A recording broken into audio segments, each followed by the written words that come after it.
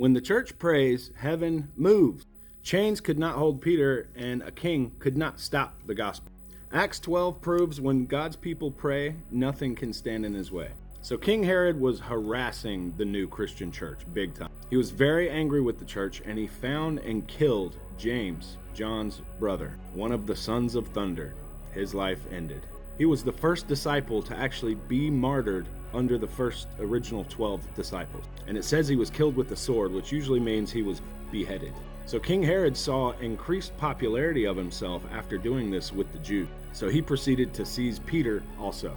So Peter was found and imprisoned, and they chained a guard to each one of his wrists. So he's in prison. He has a guard on each wrist, and then 2 other guards at the door, 4 total. And the church was offering constant prayer to God for Peter. And the word constant that's used here, also meaning earnest, was a verb. And in Greek, it was ektenos, which describes stretching a muscle to its limits. So they were praying to their limit to God. So the church's prayer for Peter was earnest, constant, and stretched to its limit. So God hears these prayers, and he literally sends an angel down to free Peter from these chains. So here's what the word says. Now, when Herod was about to bring him out on that very night, Peter was sleeping between 2 soldiers, bound with 2 chains. And the sentries before the door were guarding the prison. And behold, an angel of the Lord stood next to him, and a light shone in the cell. He struck Peter on the side and woke him, saying, "Get up quickly." And the chains just fell off his hands. The angel said to him, "Dress yourself and put on your sandals." And he did so. And he said to him, "Wrap your cloak around you and follow me." And went out and followed him. And he did not know what was being done by the angel was real, but he thought he was seeing a vision.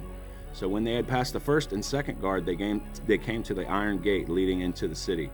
It opened for them of its own accord, and went out and went along on one street, and immediately the angel left him. Now when Peter came to himself, he said, "Now I am sure the Lord has sent his angel and rescued me from the hand of Herod and from all the Jewish people that were expecting." Awesome. So as you can see, prayer is not passive. It is powerful. The church's prayer for Peter brought angelic deliverance. No earthly power is greater than God's authority. Herod could not stop the gospel. God protects his mission and removes those who oppose it. And we know this because later in the chapter, Herod receives praise from his people as if he is a god. And scripture says immediately God strikes him down dead. Never underestimate the power of prayer. When believers join together and cry out, God can open impossible doors and overthrow human pride.